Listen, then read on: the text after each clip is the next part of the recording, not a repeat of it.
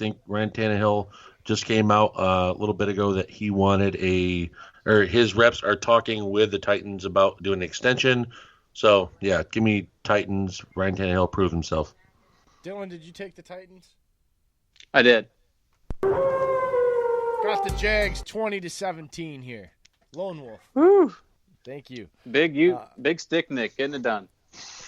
Yep. Moving into a game that I know Joe Buck and Troy Aikman cannot wait to call is the 6-4 Dallas Cowboys traveling to Foxborough to take on these 9-1 Patriots. Everyone's talking about how this Patriots offense looks like just it's clunky and it's going to be hampering them in the postseason. And the decline of Tom Brady has come up yet again. I mean, it's just hilarious. But once these guys get on track, they've got new faces into new. N'Keal Harry's just getting integrated into the offense finally after missing most of the season. Big injury for the Dallas Cowboys in this one. Leighton Vander Esch, the stud linebacker, slated to miss this one. So that's big as far as defending the underneath stuff. We've got His guys neck must have deflated.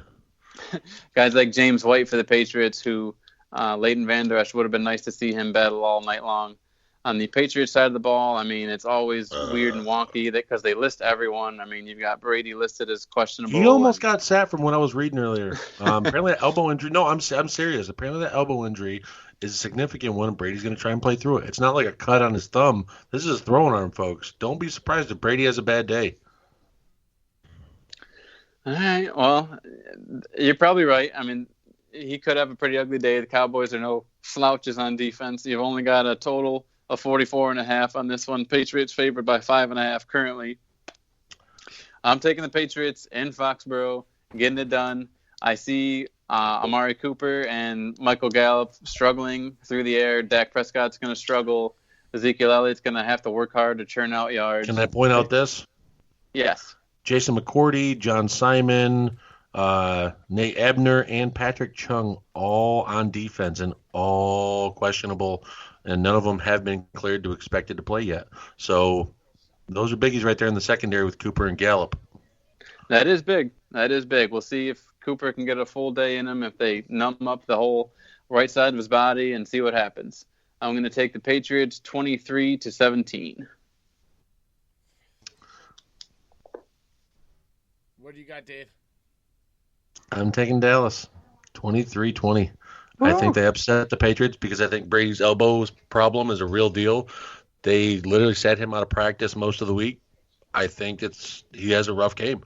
I think DeMarcus Lawrence eats against guys like Marshall Newhouse and other tackles along that line. I think Patriots losing on this day.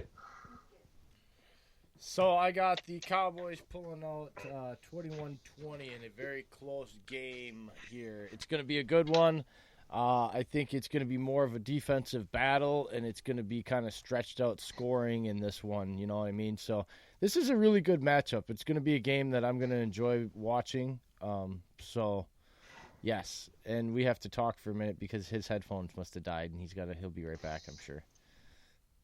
Well, you know what? To carry it over to save time, we can. Oh, never mind. He's back. Oh, I knew he'd be right back. I just had to give him 10 seconds. All right, next game, bud. Moving into the much-awaited Sunday night matchup that was flexed for this reason. It's going to be a good one. You've got the 8-2 Green Bay Packers traveling to San Francisco to take on the 9-1 49ers. Niners are favored by 3 points at home in this one. On the Packers side of the ball, only offensive guard Cole Madison is ruled out. Robert Tonyan and Danny Vitale, or is it Vitale? Vitale. And Danny Vitale, both questionable with hip and knee injuries, respectively. On the 49ers side of the ball, however, we are a little more banged up. You've got Joe Staley and Dee Ford expected to miss this one. Matt Breida, doubtful. Kicker Robbie Gould, doubtful. George Kittle, we already talked about, is expected to play, but he's very banged up. Deebo Samuel is injured with the shoulder, and Emmanuel Sanders with the ribs. I've got something on Samuel and Kittle, if you don't mind. No, hit me. Kittle, yes, they said is expected to play, but it just came out from David Dr. Cho that do not expect him to play a full game. It could be a 50 to 60% snap play on that because he's still playing with a broken bone in his ankle. So one wrong move on that ankle, one wrong twist, it could take him completely out of the game. Deebo Samuel has not been cleared. Emmanuel Sanders has not been cleared to play yet with that rib injury. So the only clear one right now to expect fully to play is Samuel. Okay, quick question. George Kittle or Jake Hollister of the Seahawks if you've got tight end knowing that information? I'm taking Hollister all day long. Yeah. He's going to get a full game. He's getting 100% of this plays on that because especially Ed Dixon just went back to IR. There's no other tight end that can battle with him. You got Ross Dwelly, who's going to be taking snaps from Kittle in the fact of snap shares, trying to keep Kittle limited to save him maybe for late drives later on in the game or maybe red zone touches. And guys, as for this night, as far as this game goes, I think that the Smith brothers are both going to do well, especially with Joe Staley out. However, I think the most underrated performance of tonight is going to go to Kenny Clark. I think the Niners plan to run it a lot and do play action. I think Clark is going to blow up the middle, and it's just not going to happen. Yep, bold prediction, Smiths. I said this on the preview show the other night. Smith brothers, Zadarius and Preston Smith get 5 sacks combined. Ooh, I like that. I got this one, just like I said on the matchup show Friday night. I got it 34-24, but I think that 10 points comes in the last, let's say, 9 to 10 minutes of the game because of turnovers and short fields by the 49ers and Garoppolo. Otherwise, I think Packers this is a very, very close game. Sorry. No, I stepped on you there, bud. Packers win last drive. Going down the field, Mason Crosby rights a couple wrongs from 2012, 2013. Had some rough games against 49ers for field goal kicking. He wins it 27-24. Having a good year and honoring, he said he's playing for his wife who just had successful surgeries earlier this offseason to get rid of cancer. Now, guys, as a Devontae Adams owner in several leagues, here's what I'm concerned about. What's the over-under on 85% of snaps for Devontae Adams tonight? Over. He said he's healthy to go. Way over. He's probably going to get 90 to 95% of the snaps, and the only reason why he's off the field is for breathers. All right. I love it. All right, let's move into the Monday night showdown. Expect a sleeper for Jay Sternberger, maybe a couple big throws that throwing a couple multiple tight end packages in there. They're used to Jimmy Graham, Mercedes Lewis. Watch out for Jay Sternberger for maybe a couple big catches late in the game. All right, guys, you're going to get served up that Sternberger with pickles tonight. Watch out. Ooh, I like it. Tomorrow night, we have a showdown. The 8-2 Baltimore Ravens looking real good as of late. Most teams have them as number one in the power rankings. Lamar Jackson's looking hot. He's looking like an MVP. They're traveling to L.A. to take on the 6-4 Rams. Rams have been pretty banged up as of late. Brandon Cooks is making his return more than likely. However, Todd Gurley has been up and down, had a good week last week. Cooper Kupp has been very up and down. These last 2 weeks have been stinkers. Robert Woods has missed a game with a personal issue. Jared Goff has been just god-awful. And the Ravens are looking real good on their side of the ball. Only Michael Pierce is doubtful. Other than that, wide receiver Chris Moore has a thumb injury. Tackle Ronnie Stanley, an ankle injury.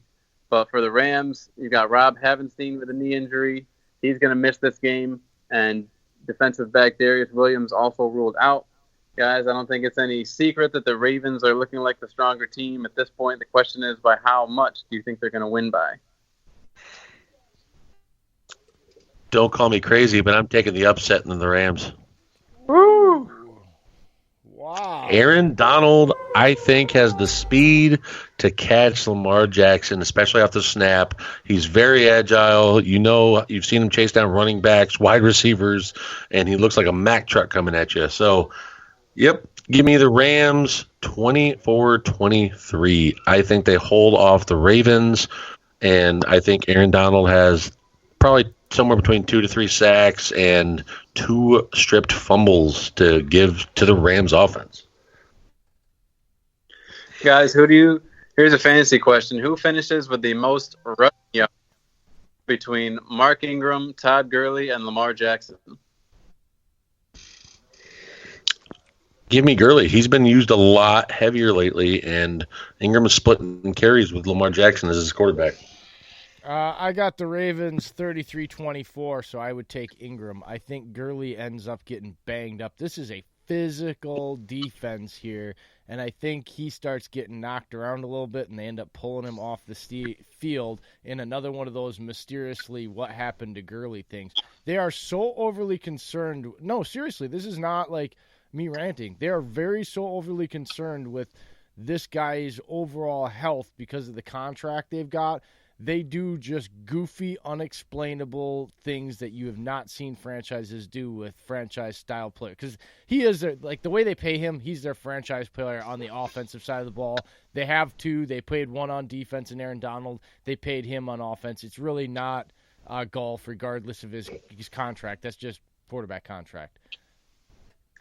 I'll say this. In order for the Rams to win tonight, they're going to need a big night out of Gerald Everett. I think he's been the key to keeping the chains moving for this offense. Since Cooper Kupp has not been very effective lately, Everett's going to have a big game. That being said, I'm taking the Ravens on the road. They're going to win this one 34-21. And there you have it, folks. Those are our week of games. That's all the lineups, all the matchups, all the picks for you. Go out there, have a good time, whether you're going to Dave & Buster's or a buddy's house or just chilling at home with a bowl of soup and your dog in your lap. Have fun today watching all these matchups. Jay, I think you had a little bit more for us.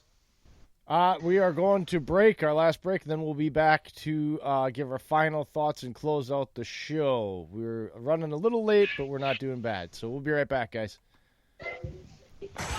And if you haven't had enough of our banter tonight, you want to visit NFL Addictions on Facebook.com for all of your NFL banter and debate. It's not a trash talk site, so keep it clean and keep it cordial. That's NFL Addictions on Facebook.com. And if you still have an itch to scratch when you're done with that, you want to visit Raz Addictions on Facebook.com to play their version of the raffle for all kinds of chances at cool prizes. You can even win some cash. Buy a $10 raffle ticket with a chance at $100. That's a chance to win 10 times your money. It don't get any better than that. That's Raz Addictions on Facebook.com for all kinds of cool prizes. Tell them what you've won, Dave. I've won everything from NFL tailgating barbecue sets. I've got old school helmets. I've got new style helmets. I've got memorabilia rings. I've got signed banners. I've got signed footballs. I've got everything that Raz Addiction offers, folks. They also have more that I haven't won, which is surprising, but they're cheap, affordable, and they're certified stuffs that you can win. So go ahead and check it out. That's Raz Addictions on Facebook.com. Go there, play, and win. And now it's time for shout-outs. We have Miss at Julie Noted _PFG NFL writer and co-founder with @Backs Football Guru of @PFG Vibe and PFG Vibecast. Julie is also a cult writer for @OurTurfFootball, a women's group of sports writers with having great pieces and is a great sports follow.